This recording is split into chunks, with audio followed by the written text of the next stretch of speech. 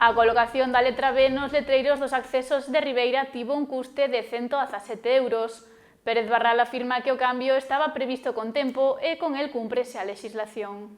O cambio do corazón das letras de Ribeira pola letra B causou polémica entre algúns sectores políticos do municipio.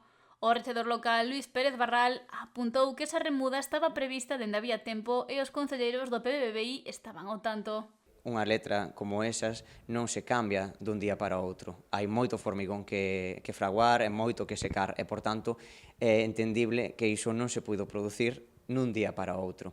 A mí sorpréndeme que sexa o señor Vicente Mariño quen sabía perfectamente que os traballos estaban planificados. Estamos cumplindo coa legislación. En 2018 poñía uns letreiros gastando cartos públicos en cometer unha ilegalidade, que era incumprir a legislación que establecía que o topónimo de Ribeira é con B. O BNG presentou daquela iniciativas en diversas instancias para mudar esa V pola B e a solución foi colocar o corazón. Non cumpría a legislación. Por tanto, dentro do Concello de Ribeira levábamos meses xa con uns traballos planificados que a Brigada de Obras non puido acometer antes por estar nos colexios no tempo de verán facendo as súas reformas e os traballos estaban planificados para agora. Deuse a casualidade de que presentaron unha moción de censura e parece que o tema foi a raíz dunha decisión miña, non? Cando eso non é certo. Pero que, ademais, gustaríame salientar que eses traballos valeron 117 euros con 37 céntimos. É dicir, 3 letras valeron menos de 120 euros o seu cambio porque non houbo que contratar unha empresa externa e os materiais os tiña a propia Brigada de Obras. E tamén rexeitou que este cambio poida ser prexudicial para Ribeira a nivel económico. Desminto completamente que o Concello vai a poder ser sancionado por cumprir a legislación, só faltaría. Non foi financiado con fondos EDUSI, nin hai ningún tipo de resolución que vai a prexudicar o Concello de Ribeira por cumprir a lei. Eu creo que foi unha arma máis para atacar a un goberno que estaba facendo moi ben as cousas e que por iso nos fan unha moción de censura.